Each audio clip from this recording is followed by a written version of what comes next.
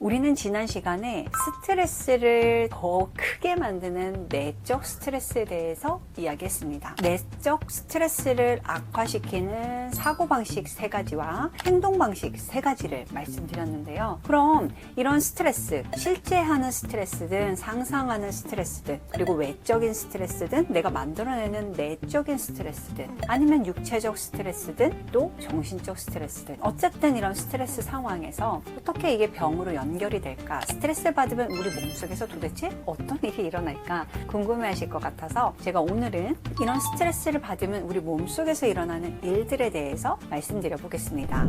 우리 몸이요, 스트레스를 받게 되면 내적이든 외적이든 어떤 스트레스든 간에 스트레스가 우리 몸에 들어오면 우리 몸은 2가지 방식으로 작동을 합니다. 왼쪽에 보시는 교감 부신 시스템, SAM 시스템이라고 하는 게 먼저 작동을 하고요. 그 다음에 시상하부 뇌하수체 부신축이라고 하는 HPA 축이 작동을 합니다. 앞에 말씀드린 SAM 시스템을 보면 정말 빠른 아주 찰나의 시간에 이 신경 자극을 통해서 부신 수질에 영향을 줍니다. 부신 수질에서는 이 신호를 받고 만들어내는 물질이 있어요. 카테콜라민이라고 하는데요. 대표적인 게 아드레날린입니다. 여러분, 아드레날린 뿜는다고 하잖아요. 뭔가 스트레스를 받거나 아니면 그 링에서 싸울 때 아드레날린 뿜는다고 이야기하는데 이 물질이 나옵니다. 실제 이 부신이라는 장기의 영어 이름이 아드레날 글랜드예요. 그래서 이 아드레날린이 나오면요, 우리 몸이 어떤 일을 하냐, 신경에 관여하는 급성 반응이기 때문에 우리 몸은 싸우거나 도망가거나 이 둘 중에 하나를 빠르게 하기 위해서 혈류를 재분배합니다. 소화와 배뇨, 배설 관련된 장기에는 혈류가 줄고요. 뇌, 심장,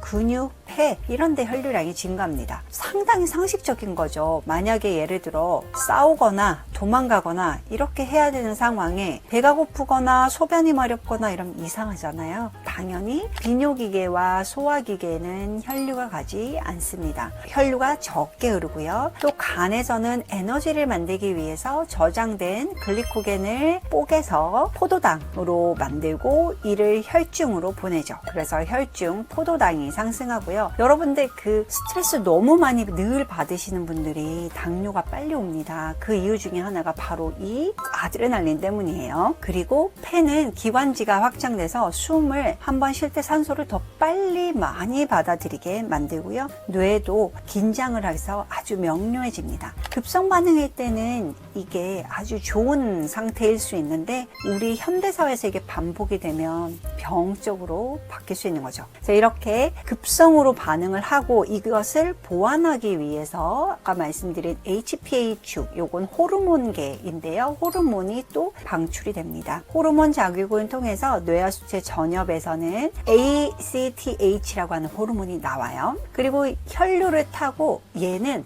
부신 피질로 가요. 부신 피질에서는 코르티코이드라고 하는 호르몬들이 2가지 종류가 나오는데요. 그 외에도 여러 가지가 나오지만 대표적으로 스트레스에 반응해서 우리가 알고 있어야 하는 건 미네랄 코르티코이드와 당질 코르티코이드입니다. 미네랄 코르티코이드의 다른 이름이 알도스테론이고요. 당질 코르티코이드의 다른 이름이 유명한 코르티솔이에요. 코르티솔의 또 다른 이름이 스트레스 호르몬이죠. 그래서 이 2가지 물질이 나오면 우리 몸이 어떻게 반응하냐면요. 알도스테론, 미네랄 코르티코이드가 나오면 우리 몸은 앞서 신경 반응에 의해서 혈류가 심장에 들어오고 심박수와 혈압이 올라갔기 때문에 이 혈류량을 보존하기 위해서 나트륨 배설을 줄입니다. 그래서 나트륨이 있는 곳에 물이 있거든요. 그래서 물도 덜 나가게 돼요. 마침 또 소변도 안 마렵게 만들잖아요. 그래서 이 몸의 혈류량을 높이고 이를 통해서 혈류량과 혈압 증가를 유지하게 만들어줍니다. 또 코르티솔, 당질 코르티코이드는요, 당 신생합성을 증가시킵니다. 앞서 신경 반응에 의해서 당이 기존에 저장되어 있는 글리코겐에서 당으로 분해됐는데요. 더 많은 걸 보완하기 위해서 아예 단백질을 이용해서 새롭게 만들어냅니다. 새롭게 만들어낸다고 해서 당 신생합성이라고 하고요. 그리고 인슐린의 민감성을 감소시키고 인슐린 반응을 좀 덜 하는 거예요. 그리고 성장 호르몬이 감소됩니다. 갑상선 호르몬도 감소돼요. 또 면역과 염증 반응도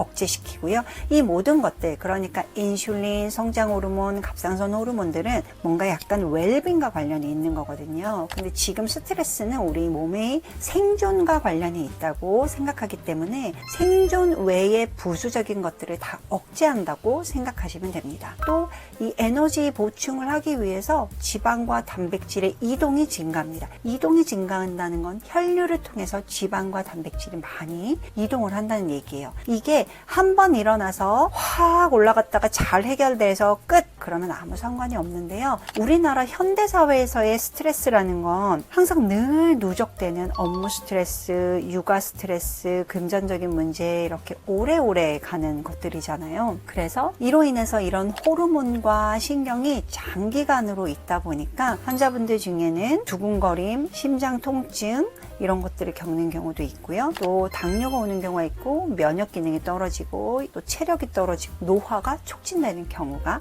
있습니다. 그래서 여러분들이 스트레스를 너무 급성으로 많이 받으면 드라마 보면 이렇게 목 잡잖아요. 갑자기 고혈압이 되는 거죠. 그리고 부정맥이 생기거나 두근두근 거리거나 아니면 숨 쉴 때 가슴이 답답하거나, 왜냐면 폐로도 혈류가 들어가기 때문에 기관지가 확장이 되면서 숨을 들이마시는데 이 평상시 들이마시는 걸로 불충분해요. 그래서 뭔가 답답하고 숨이 찬 느낌이 듭니다. 그래서 스트레스를 받으면 이 심장과 폐가 제일 먼저 반응을 합니다. 이게 해소가 잘 안 되면 실제 심혈관 질환으로 이어질 수 있으니까 컨트롤을 좀 할 수 있어야 돼요. 빠른 신경 전달에 연이어서 호르몬까지 반응한다고 설명드렸는데요. 이 호르몬이 반응하면 보신 것처럼 코르티솔이 나오고 또 알도스테론이 나와서 몸이 붓죠. 몸이 붓고 이 부종이 해결이 안 되면 비만으로 연결이 되고 또 나트륨이 계속 몸속에 있기 때문에 고혈압이 될 수 있습니다. 코르티솔은 우리 몸의 웰빙, 생식 이런 거와 관련된 것들을 좀 억제한다고 했죠. 그래서 성장 호르몬도 줄어들고요. 인슐린 저항성도 올라가고,